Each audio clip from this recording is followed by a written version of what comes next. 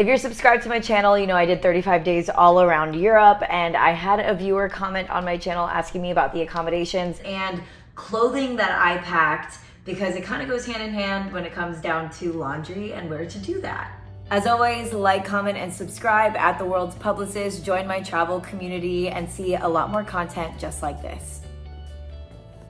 So I did my trip with EF Ultimate Break. We went to 9 different countries and stayed in 14 different cities. We were staying in hostels, hotels. One of the places was a ski lodge, but the majority of them were hostels because I chose the budget trip. I didn't do the extra money to pay for the premier hotel trip. So a viewer has asked me on one of my previous videos about the accommodations and if a lot of places that we stayed were in the main town center. The answer to that is yes. There was a few hostels that we stayed in that were not as close. Like I would say, for example, the Generator Paris, which was a place that I had talked about on my previous videos as well. It was one of the hostels that like wasn't as nice, and it also was not in the nicest area. You kind of want to be more like in the center of the city, buy more of the touristy things. But what EF does is they give you a Metro card that works for public transportation. So it's very easy if you're not close enough to the middle of the city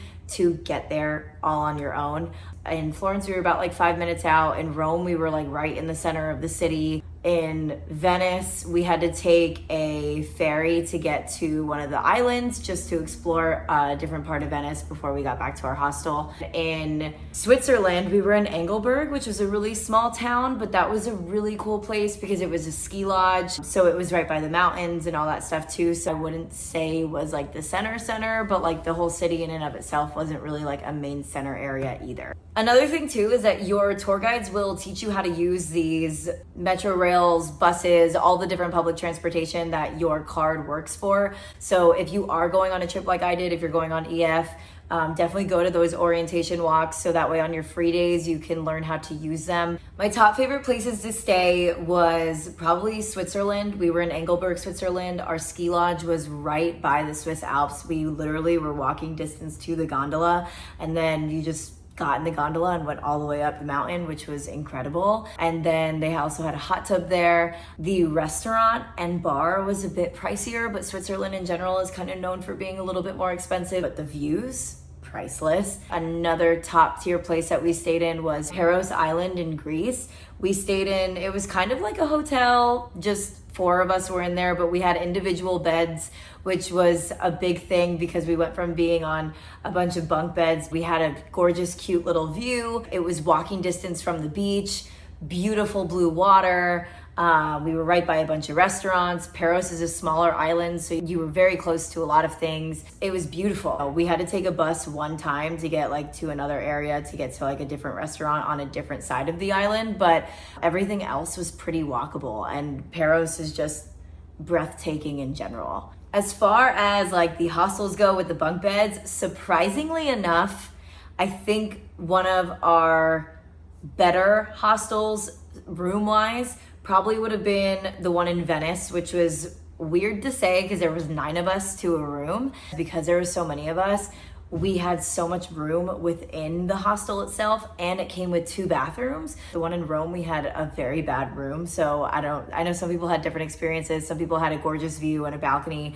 I did not have that. It kind of looked like a cell block, but Rome in itself was one of my favorite cities to visit in Italy. And then Florence though was the same company as the one in Rome, and that one was actually really beautiful. It was such a different place. It had a nice rooftop bar. Another good one was the one in Athens. Our first room, not so nice. If we only stayed in that room, it would not have made the list, but we were staying in a second room, and that second room made all the difference. We had like floor to ceiling windows, and it was like a penthouse, it felt like, and we had a balcony, and like there was 8 of us to a room, I believe, and it was just such a massive room. We had so much space, and to end our trip with a lot of space just meant the world to us.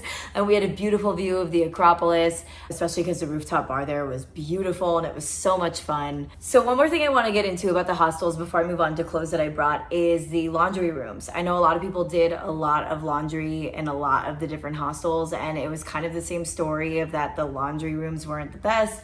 They were putting their clothes in the dryer multiple times because it wasn't drying their clothes.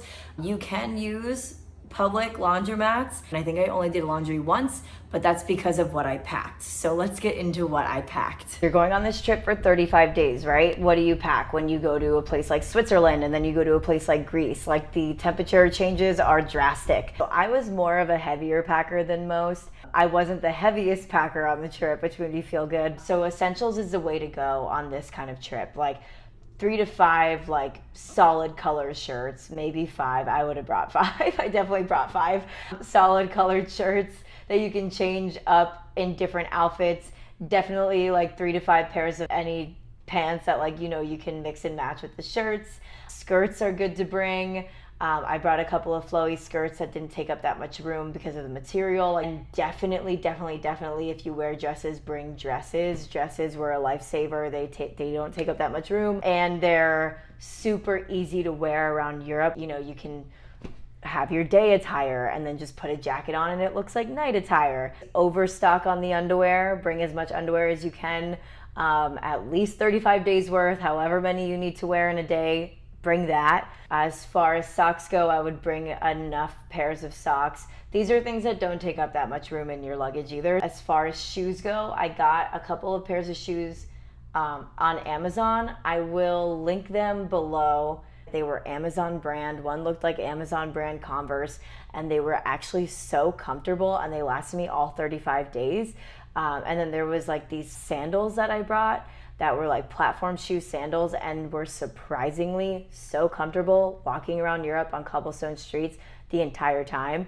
I also brought my own combat boots and just flip-flops in general for like if we were doing like, you know, the beach or something like that. And shower shoes. I would definitely pack shower shoes.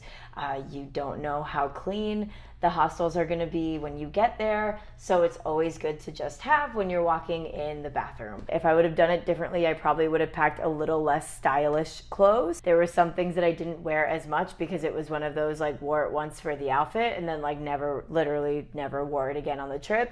So to pack lighter, I would have done that because the shopping in Europe is incredible. I bought so many things in Europe that I ended up wearing instead of like the clothes that I actually brought. Linen pants, cute tops. We went to H&M there. We went to the little markets there. I got a really cute dress and really cute pants in Rome that like I wear all the time now in the US. Especially Camden Town in London has incredible shopping there too. I would definitely go back just for the fashion. If you think you're gonna not bring enough, just know that you can always buy when you're there. And if you don't want to buy when you're there, they have different options like doing laundry. I think this is something I stressed about a lot. Do not stress about the clothes that you bring. You will have enough, and if not, you can buy more. It was a pretty manageable trip. It wasn't like too crazy or anything like that. Don't forget to like, comment, and subscribe to my channel. Tell me what you thought about this video. Tell me if you have any more questions. I'd be happy to answer it and more content just like this. So make sure you're subscribing to my channel so you can become part of my travel community at The World's Publicist. My name's Jenna Kelly, and I'll see you soon.